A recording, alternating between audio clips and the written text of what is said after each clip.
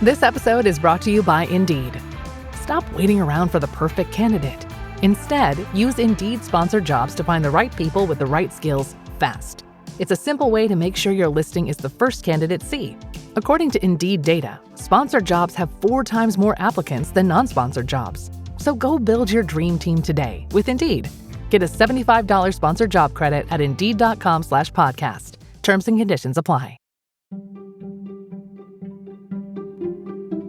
Welcome to the HCI family of podcasts. We're your source for personal, professional, and organizational growth and development. We share our own original research, explore industry trends, and interview executives and thought leaders from across the globe. Join us for practitioner-oriented content around all things leadership, HR, talent management, organizational development, and change management. Maximize your personal and organizational potential with the HCI family of podcasts.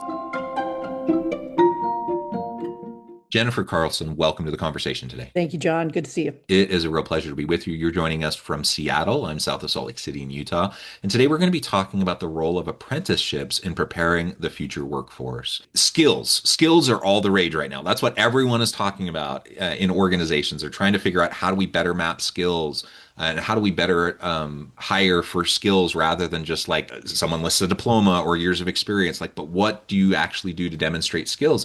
And in that environment, looking at apprenticeships is really valuable. Any sort of experiential learning opportunity for students to really demonstrate what they can actually do, not just what they know, is going to be really, really important for organizations today, but organizations in the future as well. So as we get started, I wanted to share Jennifer's bio with everybody. Jennifer Carlson serves as the CEO of Apprenti. Apprenti is a nonprofit apprenticeship intermediary and workforce consulting organization that delivers a secondary pipeline of tech talent to address U.S. domestic digital skills shortages. A former business leader with AIG, Progressive, and adjunct professor at Seattle University, Jennifer also serves on the tech councils of North America Foundation Board and as an advisory board member for Apprenticeships for America. There's a whole lot more I could say about your background, but I'm going to pause there. Anything you would like to highlight by way of your background or personal context before we dive on it? No, I think let's just dive in. Okay, awesome. Well, let's start with just a quick overview of Apprenti. What inspired you to create Apprenti? What were the gaps that you were seeing in the workforce, between what traditional higher ed is doing or tech colleges and such versus, what you're trying to do in preparing future hiring pipelines? Yeah, not to get too bogged down in the history of it, but having been on the executive leadership side of some IT transformations, it was quick to see there are not enough tech practitioners out there. And we had to do a lot with consultants because we couldn't find enough people to hire to do those in the large Fortune 500 companies. Concurrently, I would say in my own experience, as regularly one of the only women, if not the only woman in the room, there was a severe lack of diversity approaching the problems that we were trying to solve. So when I moved to Seattle and made Seattle home, this is not the insurance mecca I had come from. It is a tech mecca. And so working with the trade association, it was easy to see that this wasn't just a consumer problem from a B2B perspective. This was the fact that the tech companies themselves really couldn't find enough talent and were struggling with some of the same issues. And that made very clear that we need to create another pipeline. There needed to be more talent creation going on, but the ecosystem from a higher ed perspective is very limited. Yeah, and I would suspect, especially within the tech sector, anything STEM related in the tech industry in particular, though, not only finding talent generally, but more diverse talent, right? It is particularly challenging. And so if you're trying to extend the funnel of potential inputs of more women, more people of various diverse backgrounds into the tech industry, having more than just kind of the traditional university pipeline is going to be really important. Well, we've started hearing more and more companies come to the table and talk about the fact that there's an incredible value proposition to higher ed. Always has been. There's never a question about that. But that we're not getting enough talent. And then when we think of diversity from a talent perspective, it's that alternative set of ideas coming in the front door, whether it's because it's a different set of schools than we typically recruit from, or Right. it's Yeah. people from other backgrounds coming in.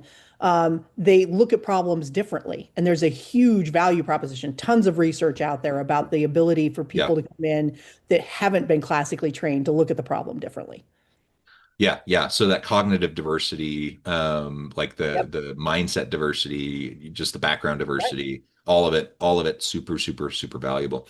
All right, so you found Apprenti, and how, or I guess describe a little bit how that's kind of filling this gap and helping to create these alternative pipelines. Well, we had the benefit being in Washington of a lot of tech companies founded here. So we've got everybody Yeah. from Microsoft and Amazon to Zillow, F5, Redfin, Tableau, all these companies here that were struggling with the same problem, but individually were trying to figure it out for themselves. And Hmm. serendipitously in 2015, this is the same time that the US government pumped out a grant to try and expand registered apprenticeship, which is the what Hmm. we've always used in this country for the building trades, thinking blue collar.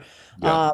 It's really just an ecosystem. It's a hybrid of some classroom training with a hands-on set of training, and it's an alternative to going to college that comes out with very similar levels of training, but without the formality of the degree and an accelerated path. So it was convenient, if you will, to have a conversation with those companies together from the standpoint of a trade association at the time to say, how are we going to figure out a bigger way to fix this problem? Because it's not a Washington problem, it's not a single Right. company problem, it's an everyone, everywhere problem.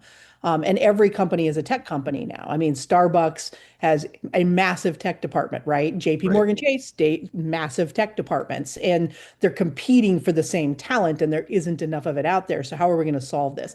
And thankfully, they were all willing to come to the table and say, you're right. And we like having a third party convener, which is sort of how we became the intermediary to connect not only what the companies were doing and kind of reevaluate which jobs have to have the degree and which jobs could be done without one, and at the Hmm. same time pull in all the other resources, which is why I founded it as a nonprofit so that we could work more closely with higher ed, we could find funding through state and federal resources and Hmm. access that, and then manage it on behalf of the employers who wanted the benefit without all of the oversight.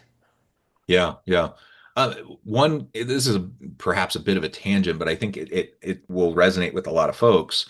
Is, like thinking about the overall, life cycle of the labor force and this talent pipeline, and you apprenticeships or other sorts of experiential learning to give people kind of boots on the ground experience, hands on, like they can actually learn how to do stuff in the trades that's been super common for a long time. Yeah, huge. And we can do more of those types of things in other types of talent pipelines. What's been your experience in terms of like the career path for folks who maybe go through an apprenticeship kind of an approach, that accelerated approach, but not with the traditional college degree? Like maybe that could potentially be great for entry level types of jobs. What does Sure. it mean for them as they want to progress in their career? So the good news is this, and we set out when we did this kind of analysis with the companies to talk about the which jobs have to have the degree and which jobs don't. Yeah, These big tech companies sat back and they really did a pragmatic review and said, okay, about 40% of the jobs in-house have to have the degree or higher. Think data scientists, right? yeah, PhD in math. But and so they kind of gave me the finger wagging and were like, told you. And I was like, uh-huh, and let's talk about the other 60%. That's a lot of hiring that has to take place. And they were like, yeah, well, let's look at those. And our biggest challenge, according to the industry, was the fact that those are the jobs that require somebody to come in the door with 3 to 5 years of experience in the yeah, degree. yeah, And I was like, okay, so what is it you're getting out of the degree that's telling you they have to have a degree for those jobs when you've just indicated that those are not jobs that necessarily would have to? And the answer was, well, we know they know how to learn. And I'm like, then why do you care where they learned it? hmm hmm Right. So let's start talk about that skills-based background. Let's talk about what is it that they need to come to the table with to be able to step into that role if I could get them the level of training that your expectation is requiring. And so we took the 10% at the bottom off the table, those kind of IT help desk jobs, the super fundamentals. There are a ton of programs out there that do a great job at yeah, filling. I don't need to compete with that space, nor do I want to cannibalize it. So let's focus on that 50% that's in the middle. And that's where the companies have had the biggest pain point because they can't get anybody with those years of experience plus the degree. And I'm like, all right, well, if we agree we're going to waive the degree, now, what is it that they need to have in terms of skills?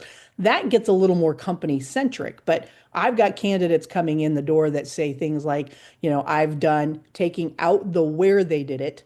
I've done supply chain. I've done payroll. I've hired people. I've, done all of these other things. The company doesn't need to know that it came in the form of being a Burger King manager, right? They still know how to do supply chain management and consumption. They know how to do people scheduling and management. They've done payroll. They've done all these other things that as a skill, the companies have accepted and said, wow, those are great skills for us.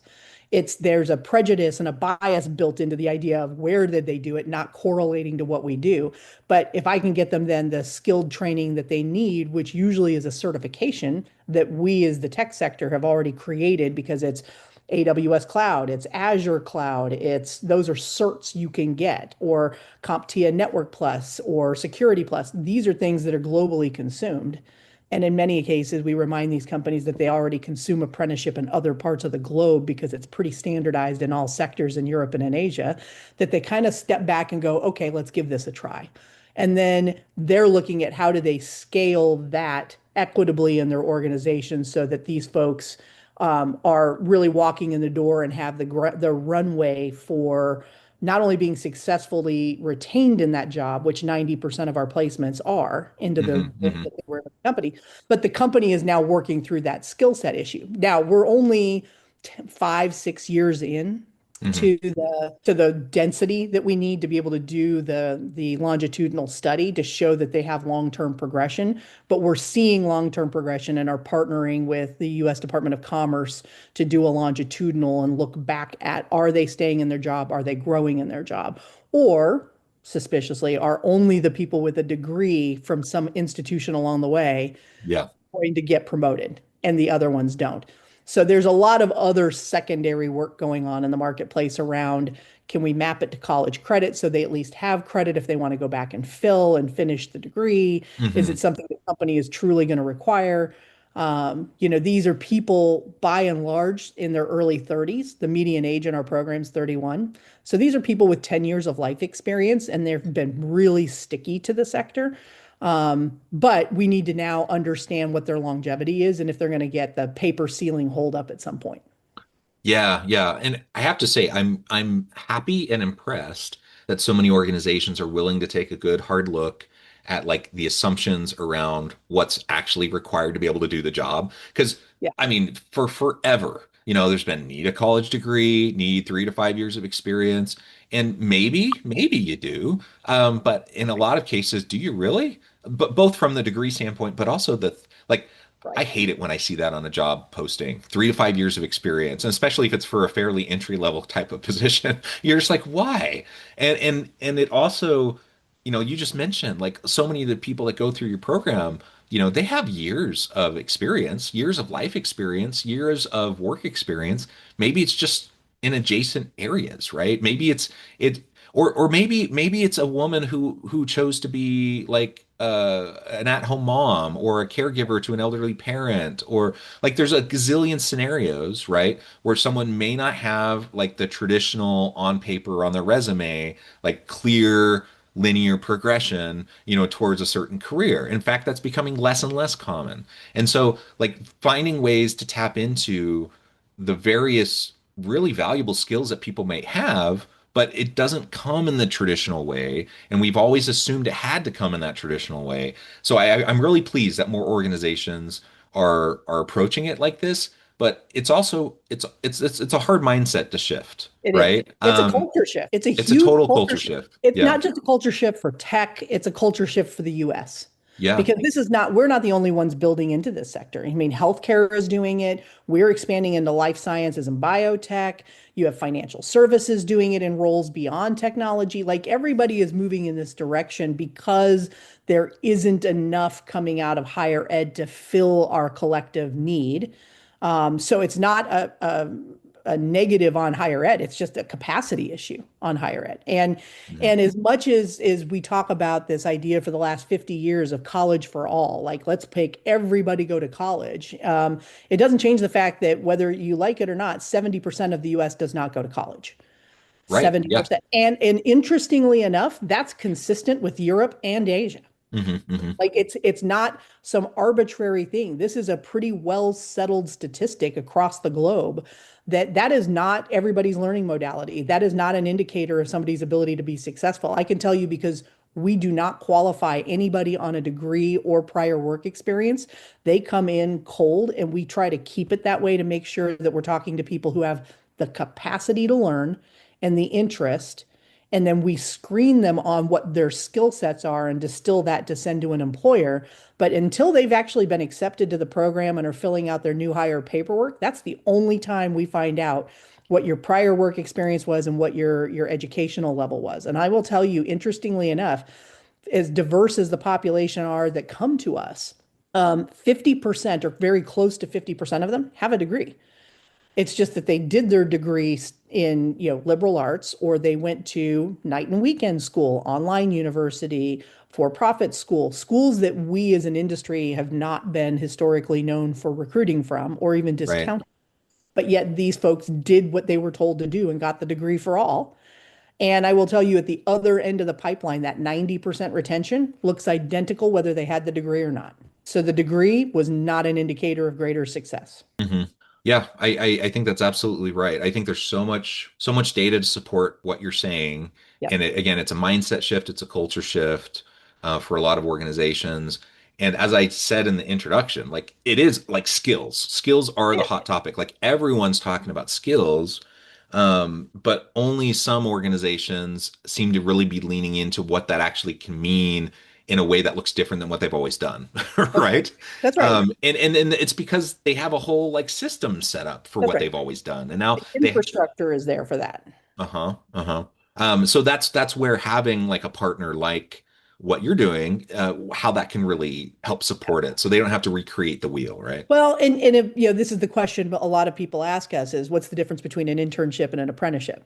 Hmm. And, an internship is usually they're tied to college, number one. Number two, that every company does it differently for every occupation. We don't call the job the same thing inside every company. They could be there for 6 months and do six different things for a month each at a company, or they could do one thing really well for 6 months, or 3 months. And that's, I think, going back to your point earlier about we keep putting this minimum 3 to 5 years of experience and what do Hmm. we really want out of that? It's that most employers behind closed doors will admit that they don't want to be the first employer. And because Right. they know it's a higher turnover, Right. and they have to do the heavy lift of onboarding these folks. Well, guess what? That's the same thing as an apprenticeship. The difference is the industry and the 500 companies we work with are the ones weighing in on what the job standard is and agreeing to what that job title taxonomy is. Even if we don't call it that, we know what that job is. And Hmm. they're saying these are the things they're going to be proficient in at the end of a year. And we know how to consume that. And that takes the place of that 3 to 5 year expectation. And a company kind of equate this really nicely for us. That they had a lot of internal executives going, where are these folks coming in on a college spectrum? And finally, after a year or two of doing it, they were like, we got to stop trying to equate them to that. They're their own thing. Stop trying to fit the round peg into the square hole. And instead just assume we have two different taxonomies and two different titling systems. And when they did that, they said the folks that we're recruiting and pulling directly in from college are coming in with a philosophical and a theoretical background of understanding how we got to where we are and know the fundamentals, but don't have the experience. Whereas the folks coming in from an apprenticeship have just spent immersively months in the classroom writing code, doing what they need to do, understanding cybersecurity, whatever the role is. And they're ready to hit the ground running, but they don't have the philosophical background to understand how we got here. And they're like, this is just two sides of the same coin. We need to both build some muscle about how do we onboard this group similarly to this group and get a similar outcome, just different. And some of these companies are starting to recognize that when they pull it in and they go, look, we're an enterprise level company. We want 500 people every year that we recruit in. Maybe it should be 250 from college Hmm. and 250 apprentices, because they can actually co-mentor each other and take some of the pain off the mentor or the mentor's Yeah. shoulders, who's the manager, right? Like they can help level each other up. And what you're getting with a 31-year-old is a level of maturity and quickness Yeah. to learn and a want to be there. And it's working out really well on a retention level. Yeah. I love it. Well, Jennifer, this has just been a really great eye-opening conversation. Yeah, I know at the time I need to let you go here in a minute, but sure. before we wrap things up, I just wanted to give you a chance to share with the audience how they can connect with you, find out more about your work, your team, and then give us a final word for today. Sure. J. Carlson, Carlson, at apprenticareers.org, apprenticareers.org, nonprofit, or on LinkedIn. And I think you have my LinkedIn, my LinkedIn link that you can give. Either way is perfectly fine. Happy to connect with you. My final thought, and I would also recommend looking at our website for more information, apprenticareers.org. My final thought is this. If you're in a position where you have vacancies in your organization and it takes longer than 3 months to fill that vacancy, and this does not have to be in technology only, this could be Yeah. HR, technology, any other role. If it takes 3 months to fill that role, then it should be an apprenticeable role. Hard Yeah. stop. You should be talking with myself as an intermediary or any number of other intermediaries in this space that focus on your industry that can help you fill those on a consistent basis on a target date and have pre-qualified people coming in the door ready to fill those gaps. Yeah, well said. Thank you so much. It's been a real pleasure. I encourage the Thanks, Bob. audience to reach out, to get connected, find out more about what Jennifer and her team can do for you. And as always, I hope everyone can stay healthy and safe. They can find meaning and purpose at work each and every day. And I hope you all have a great week.